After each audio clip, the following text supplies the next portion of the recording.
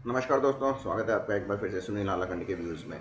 आज मैं चर्चा करूंगा जो किसानों का आंदोलन था और जो 26 जनवरी को उन्होंने लाल किले के उत्पाद मनाया था और फाइनली एक धर्म विशेष का यानी शायद निशाने खालसा या कुछ जो था जो भी था वो उन्होंने लाल किले पर उस स्थान के बगल में फहरा दिया था जहाँ पर कि 15 अगस्त को भारत के प्रधानमंत्री लाल तिरंगा झंडा फहराते हैं।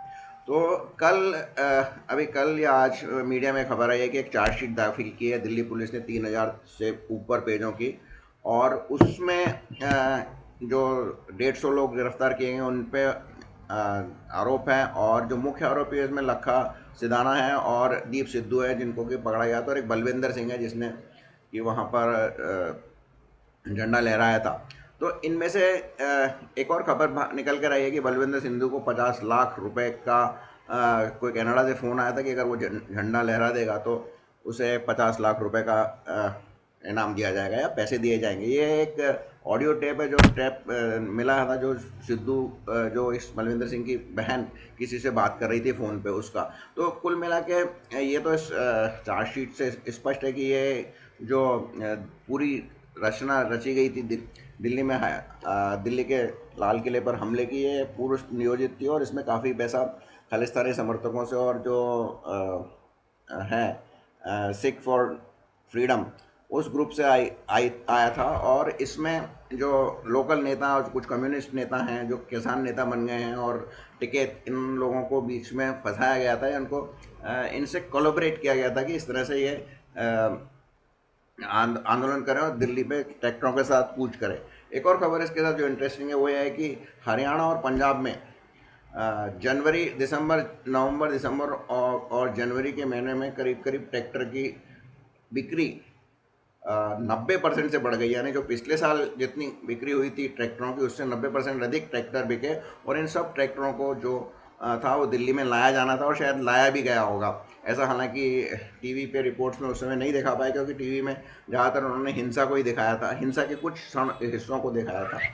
इस चार्जशीट में एक बात और मुखर के सामने आई है, वो ये है कि ये जो किसान आंदोलन है जो अभी दिल्ली के बॉर्डर्स पे था, जो सिद्धू बॉर्डर टिहरी बॉर्डर आदि पे था, उनसे ये अपना हेडक्वार्टर शिफ्ट लाल किले पे करना चाहते थे। तो लाल किले पे कब्जा करके वहाँ से ये आंदोलन अपना आगे सुचारू रूप से जारी रखना चाहते थे, जो जो उनकी एक बहुत लंबी सोच थी। क्योंकि ऐसा यदि होता किसी तरह वो उस समय की जो पुलिस है उसको करके कब्जा भी कर लेते तो भारत सरकार की पैरामिलिट्री फोर्सेज जाके उनको उससे वो खाली करवा लेती। इतना ये बहुत दूर का तीर था जो उन्होंने चलाने की सोची थी।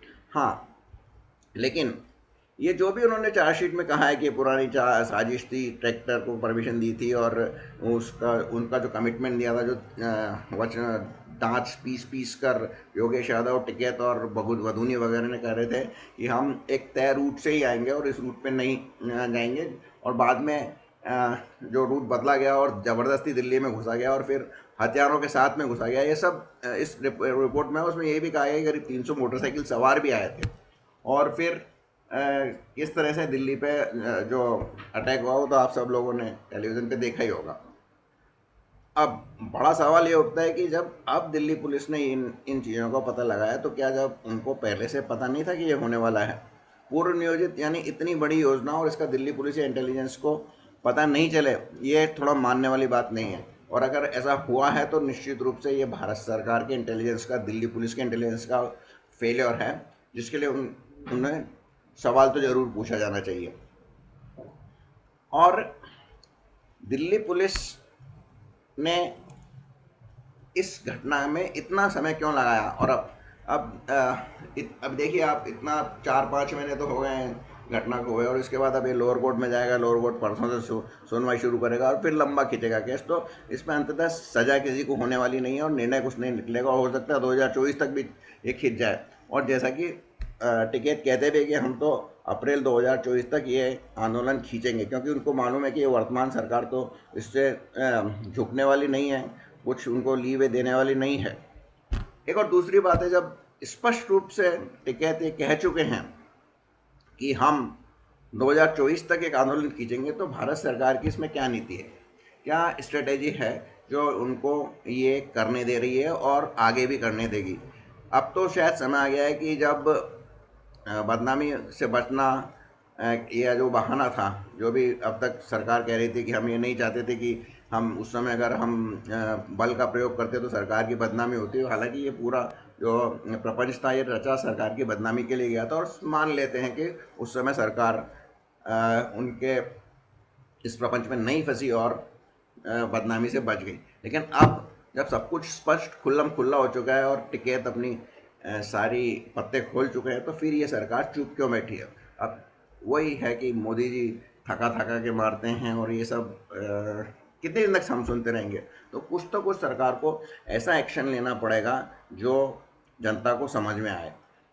और यदि ऐसा ही चलता रहा तो फिर धीरे धीरे जनता का भी विश्वास मोदी सरकार से उठ जाएगा और एक एक्शन लेने वाली सरकार से ख़त्म हो जाएगा। क्योंकि हाँ, मोदी सरकार बहुत अच्छे काम कर रही है, ये माना, काफ़ी क्षेत्रों में बहुत अच्छे काम कर रही है, गरीबों के लिए अच्छे काम कर रही है, कई योजनाएं उसकी अच्छी हैं। और एक यूट्यूब पे या व्हाट्सएप पे तो 2000-3000 पॉइंट्स लिखे गए हैं, वो सब ठीक है, लेकिन कुछ तो ऐसा भी होना चाहिए जो स्पष्ट दिखना चाहिए, जिससे कि लोगों को माहौल और उत्साह बढ़ाया जा सके। और उसके लिए कुछ ना कुछ तो मोदी सरकार को ऐसा करना ही पड़ेगा। और मैं कोई ऐसा एक्सपर्ट नहीं हूँ या मोदी सरकार से ऊपर नहीं हूँ उनको सलाह दे सकूँ, वो खुद जानते होंगे कि कुछ ना कुछ करना होगा।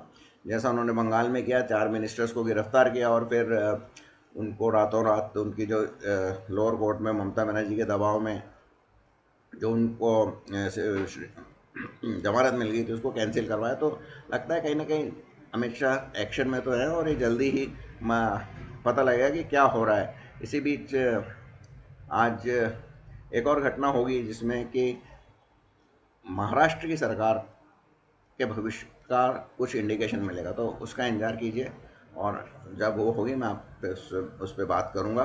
तब तक के लिए नमस्कार। और यदि आपको मेरा ये पसंद आया हो तो इसको लाइक कीजिए, शेयर कीजिए, और यदि आपने मेरा चैनल सब्सक्राइब नहीं किया है तो ज़रूर सब्सक्राइब कीजिए। और अंत में 2 गज दूरी, मास्क है जरूरी। बहुत बहुत धन्यवाद।